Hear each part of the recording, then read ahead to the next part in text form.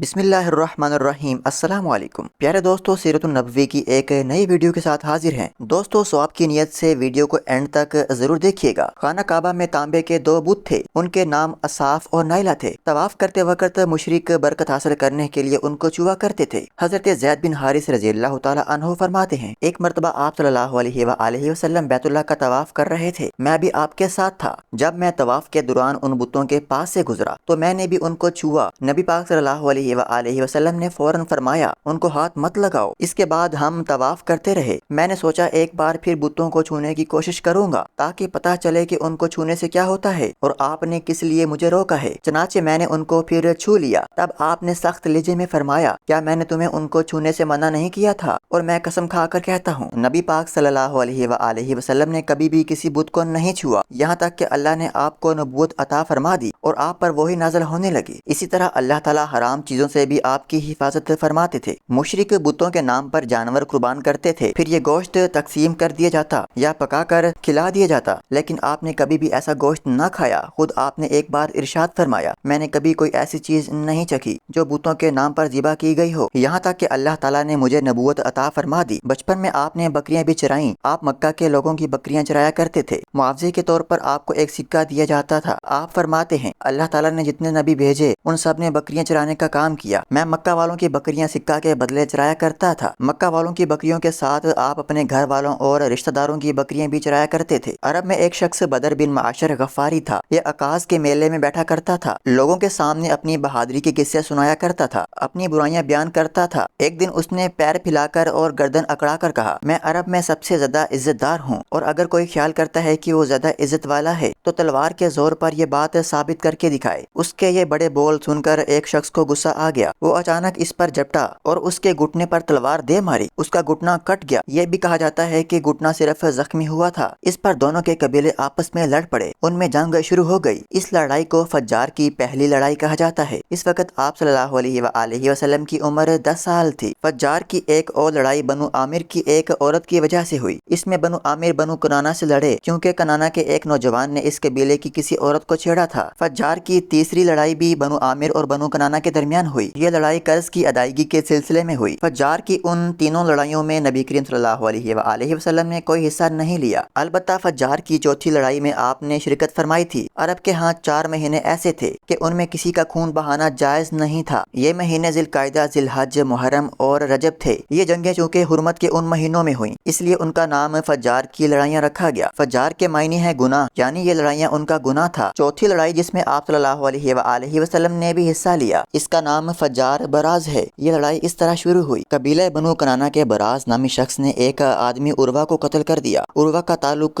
قبیلہ ہوازن سے تھا۔ یہ واقعہ حرمت والے مہینے میں پیش آیا۔ براز اور عروہ کے خاندان کے لوگ یعنی بنو کنانہ اور ہوازن اس وقت عکاظ کے میلے میں تھے۔ وہیں کسی نے بنو کنانہ کو یہ خبر پہنچا دی کہ براز نے عروہ کو قتل کر دیا ہے۔ یہ خبر سن کر بنو کنانہ کے لوگ پریشان ہوئے کہ کہیں میلے ہی میں ہوازن کے لوگ ان پر حملہ نہ کر دیں، اس طرح بات بہت بڑھ جائے گی۔ چنانچہ وہ لوگ مکہ کی طرف بھاگ نکلے۔ ہوازن کو اس وقت تک خبر نہیں ہوئی تھی۔ انہیں کچھ دن کے بعد یہ خبر ملی۔ یہ بنو کنانہ پر چڑھ دوڑے، لیکن بنو کنانہ حرم میں پناہ لے چکے تھے۔ عرب میں حرم کے اندر خون بہانا حرام تھا، اس لیے ہوازن کے لوگ رک گئے۔ اس دن لڑائی نہ ہو سکی، لیکن دوسرے دن بنو کنانہ کے لوگ خود ہی مقابلے کے لیے باہر نکل آئے۔ ان کی مدد کرنے کے لیے قبیلہ قریش بھی میدان میں نکل آئے۔ اس طرح فجار کی یہ جنگ شروع ہوئی۔ یہ جنگ 4 یا 6 دن تک جاری رہی۔ اب چونکہ قریش بھی اس جنگ میں شریک تھے، لہٰذا آپ صلی اللہ علیہ وآلہ وسلم کے چچا آپ کو بھی ساتھ لے گئے، مگر آپ نے جنگ کے تمام دنوں میں لڑائی میں حصہ نہیں لیا۔ البتہ جس دن آپ میدان جنگ میں پہنچ جاتے تو بنو کنانہ کو فتح ہونے لگتی، اور جب آپ وہاں نہ پہنچتے تو انہیں شکست ہونے لگتی۔ آپ نے اس جنگ میں صرف اتنا حصہ لیا کہ اپنے چچا کو تیر پکڑاتے رہے، اور بس 6 دن تک جنگ کے بعد بھی کوئی فیصلہ نہ ہو سکا۔ آخر دونوں گروہوں میں صلح ہو گئی، لیکن یہ کافی خون خرابے کے بعد ہوئی تھی۔ اس جنگ کے فوراً بعد حلف الفضول کا واقعہ پیش آیا۔ یہ واقعہ اس طرح ہوا کہ قبیلہ زبید کا ایک شخص اپنا کچھ مال لے کر مکہ آیا۔ اس سے یہ مال عاص بن وائل نے خرید لیا۔ یہ عاص بن وائل مکہ کے بڑے لوگوں میں سے تھا، اس کی بہت عزت تھی۔ اس نے مال تو لے لیا لیکن قیمت ادا نہ کی۔ زبیدی اس سے اپنی رقم کا مطالبہ کرتا رہا، لیکن عاص بن وائل نے رقم ادا نہ کی۔ اب یہ زبیدی شخص اپنی فریاد لے کر مختلف قبیلوں کے پاس گیا، ان سب کو بتایا کہ عاص بن وائل نے ان پر ظلم کیا ہے، لہٰذا اس کی رقم دلوائی جائے۔ اب چونکہ عاص مکہ کے بڑے لوگوں میں سے تھا، اس لیے ان سب لوگوں نے عاص کے خلاف اس کی مدد کرنے سے انکار کر دیا، الٹا اسے ڈانٹ ٹپٹ کر واپس بھیج دیا۔ جب اس شخص نے ان لوگوں کی یہ حالت دیکھی تو دوسرے دن صبح سویرے وہ ابو قیس نامی پہاڑ پر چڑھ گیا۔ قریش ابھی اپنے گھروں میں ہی تھے۔ اوپر چڑھ کر اس نے بلند آواز سے یہ شعر پڑھے جن کا خلاصہ یہ ہے: اے مکہ کے لوگوں، ایک مظلوم کی مدد کرو جو اپنے وطن سے دور ہے اور جس کی تمام پونجی اس وقت مکہ کے اندر ہی ہے۔ اس شخص کی یہ فریاد آپ صلی اللہ علیہ وآلہ وسلم کے چچا زبیر بن عبد المطلب نے بھی سن لی۔ ان پر بہت اثر ہوا۔ انہوں نے عبداللہ بن جدعان کو ساتھ لیا اور اس آدمی کی مدد کے لیے اٹھ کھڑے ہوئے۔ پھر ان کے ساتھ بنو ہاشم، بنو زاہرہ اور بنو اسد کے لوگ بھی شامل ہو گئے۔ یہ سب عبداللہ بن جدعان کے گھر جمع ہوئے۔ یہاں ان سب کو کھانا کھلایا گیا۔ اس کے بعد ان سب سے خدا کے نام پر حلف لیا گیا۔ حلف کے الفاظ یہ تھے: ہم ہمیشہ مظلوم کا ساتھ دیتے رہیں گے اور اس کا حق اسے دلاتے رہیں گے۔ اس حلف کا نام حلف الفضول رکھا گیا۔ اس عہد اور حلف کے موقع پر اللہ کے رسول صلی اللہ علیہ وآلہ وسلم بھی قریش کے ساتھ موجود تھے۔